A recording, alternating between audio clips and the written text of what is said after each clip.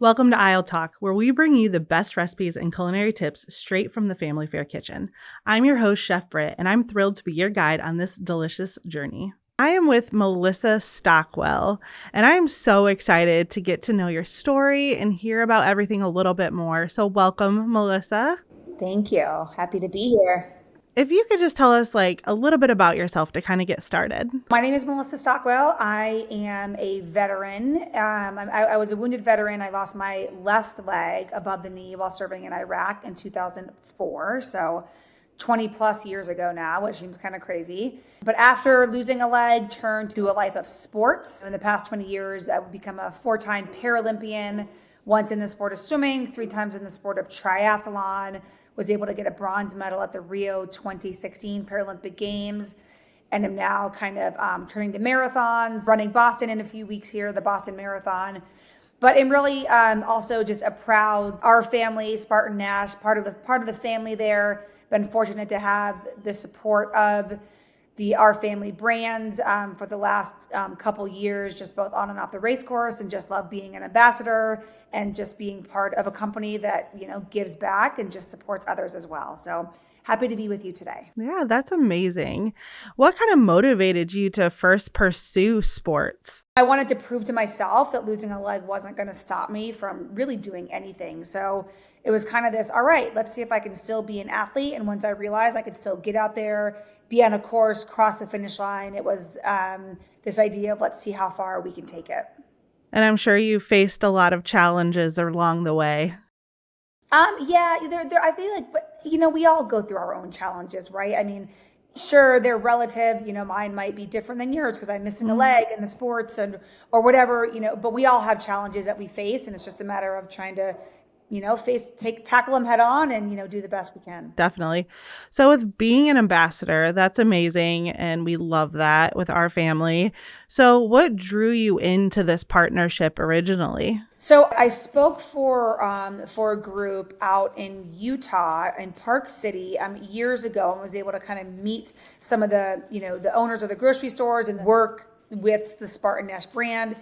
And we just kind of developed a relationship when I was out there speaking for them, and realized pretty quickly that a lot of the values aligned. And from that moment, they asked me to come on as an ambassador, and was really honored and, of course, happy to say yes. And it's just been a really great partnership. They're very family oriented. I have 2 young kids, so just to be able to, have them kind of take the whole family under their wing has been pretty special.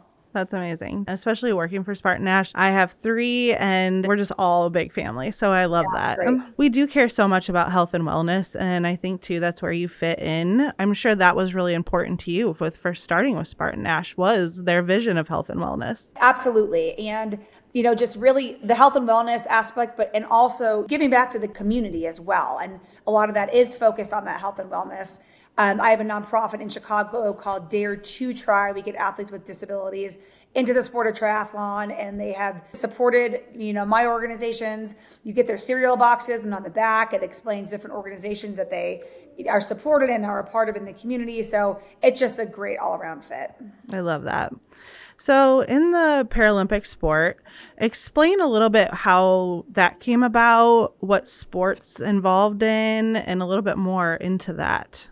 So I started out with swimming. So after I lost my legs, the water kind of had this healing effect. I would kind of get in, forget as though I didn't have a leg. And it was just this overall, it was just a really good fit. So starting out with swimming, and then turning to the sport of triathlon after that. So triathlon is you swim, you bike, and you run.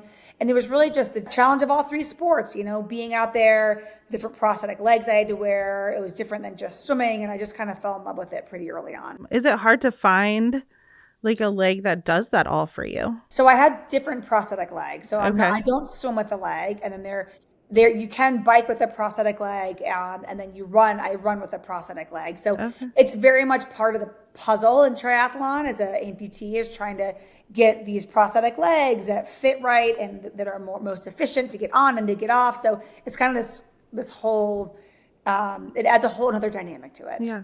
You're so inspiring. I just can't. That's amazing. It's so, so amazing. That's very kind. Thank you. So I'm sure you have some very distinct memories that like are out there that you're like, that I remember that specifically? The biggest one, it'll go down as one of the greatest moments of my life. So the Rio 2016 Paralympics, I got a bronze medal, which felt like a personal gold. It was just incredible.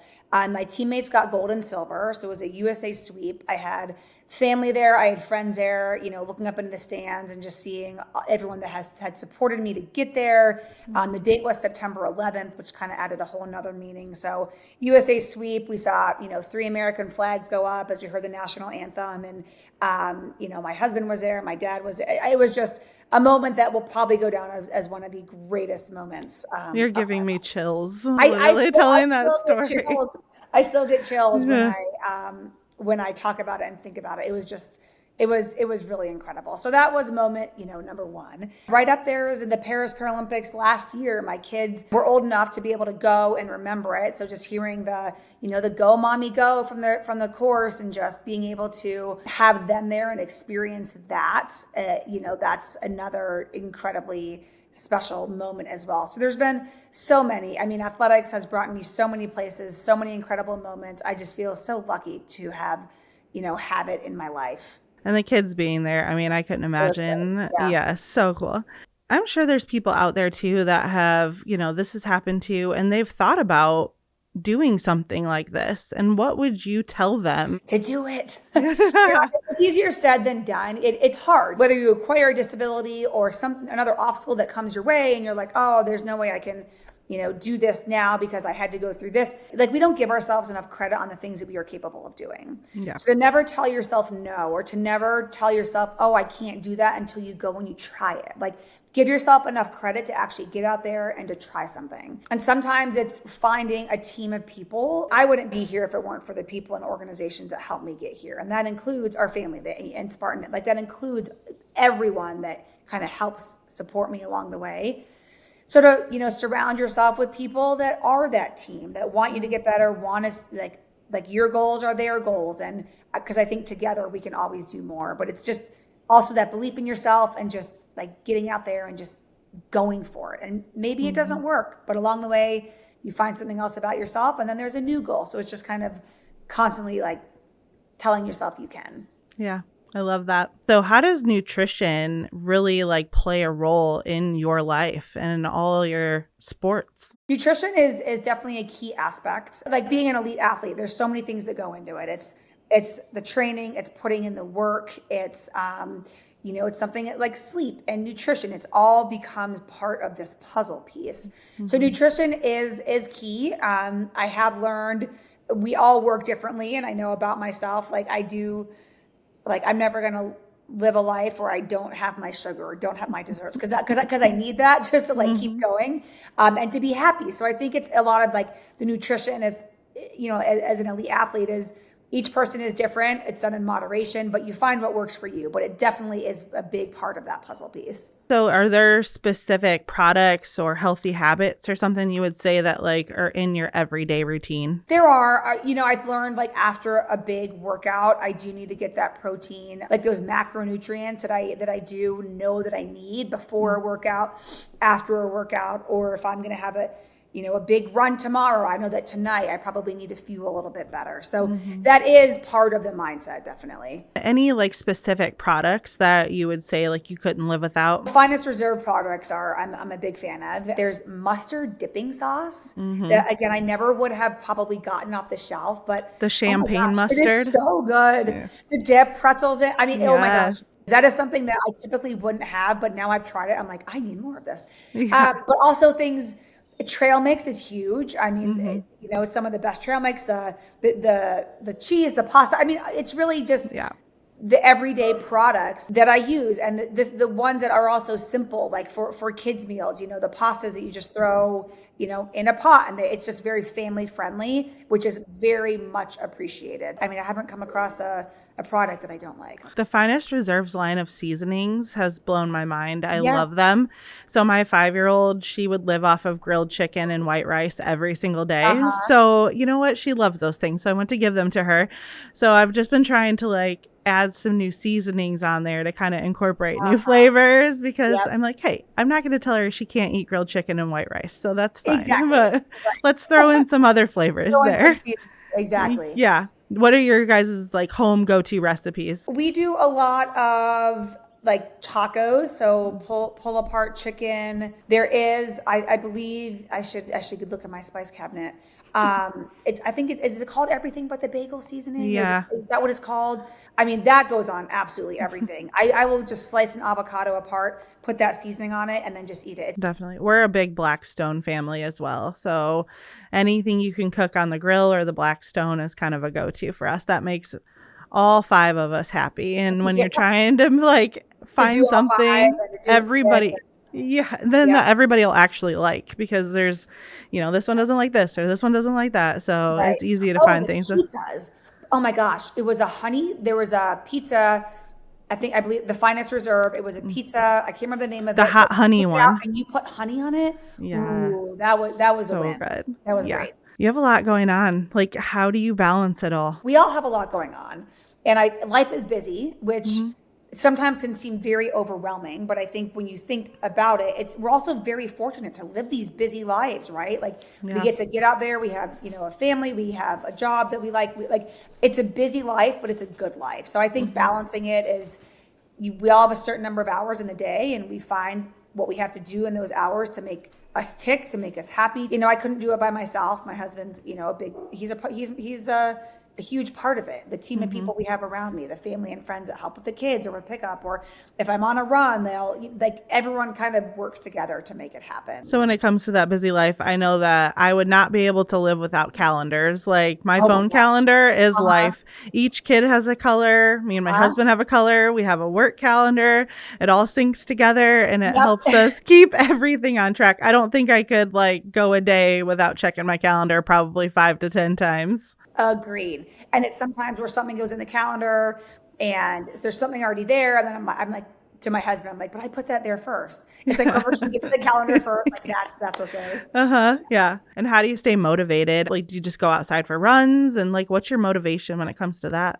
I do. Yeah, running is my favorite, honestly, one of my favorite things to do. It's just this freedom of being out there and the sound of my prosthetic blade or my foot on the pavement. Like I truly love running.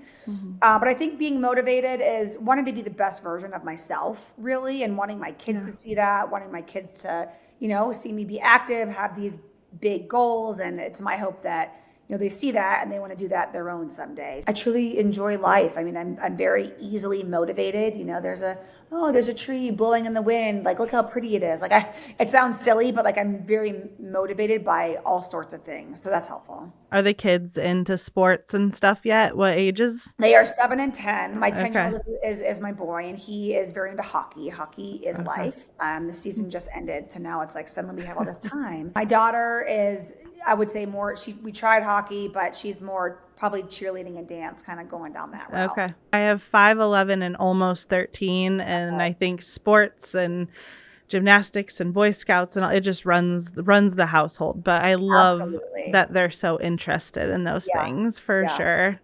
And it's almost like I learned early on, you can't tell them what to be interested in, right? They're going to be interested in whatever they are. But you just hope that they find something. It doesn't matter if it's sports, is it, Boy Scouts, is it art, music, whatever it is, just like something that they have a passion for. So what are some of the must-haves in your family that like set you up for success other than your calendars that we all love? Say calendar.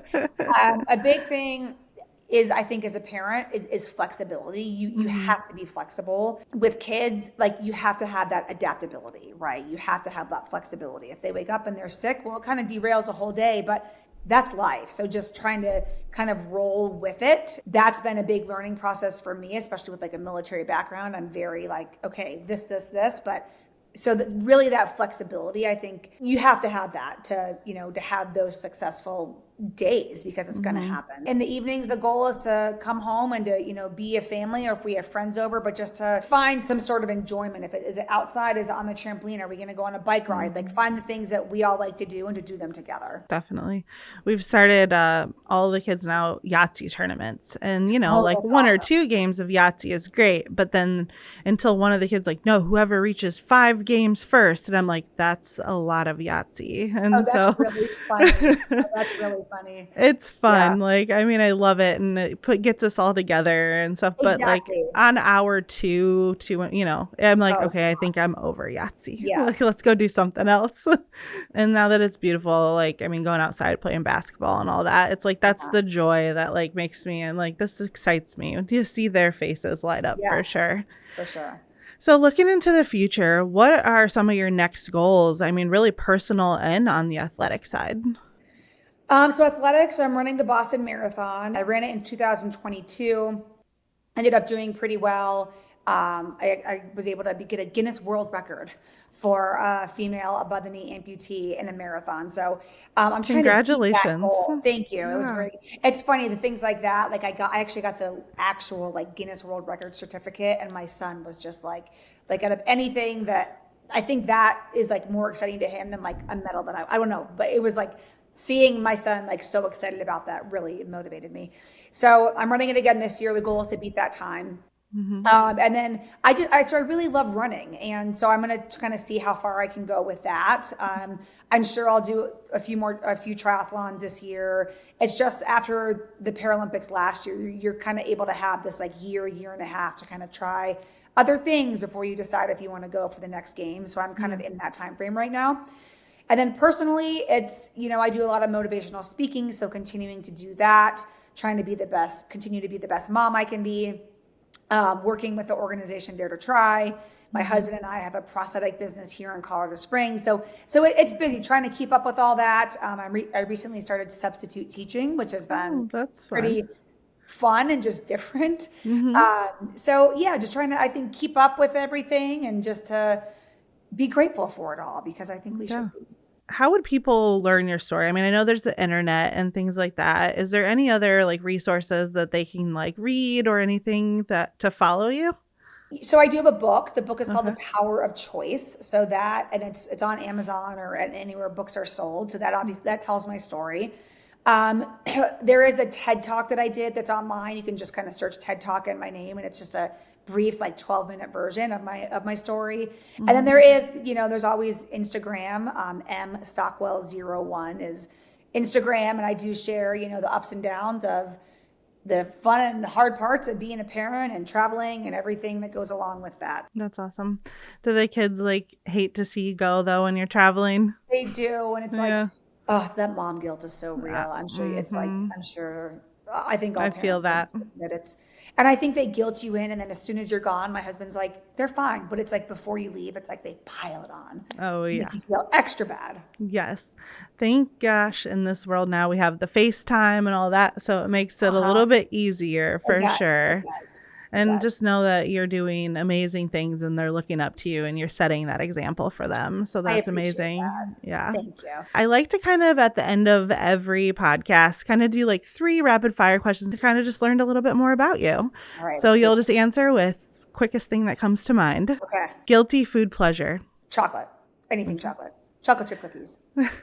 What was your favorite subject in school? Pee. Okay. And if you could pick one, what would be your biggest pet peeve? People that take really long in buffet lines, which sounds really random, but when you're waiting for a buffet and the people in front of you, it's like they take one grape at a time and you're just waiting. So that sounds really random, but people that take a long time in buffet lines. I feel you. That's a good one when I think Especially about it. Kids, when you just want to get through it. Yeah. Like they just want to get to the chocolate fountain. Let's go. Right. Take a big scoop instead of 5 little ones. Yeah. Yes. So listeners can get involved. I can support you, your book, follow you. Your story is absolutely amazing and you've inspired me, give me chills. We've laughed. I really appreciate you joining me today. Thank you. Thank you for having me on. And I just feel very proud, and I just really love being a part of our family team and just everything that it brings. Yes. Well, thank you very much. And I hope we get to talk soon. Yes. Thank you so much. Thanks for tuning into I'll Talk. Please subscribe, comment, and leave a review. Don't forget to visit Family Fair's website for products and resources mentioned in this episode. Until next time, happy cooking.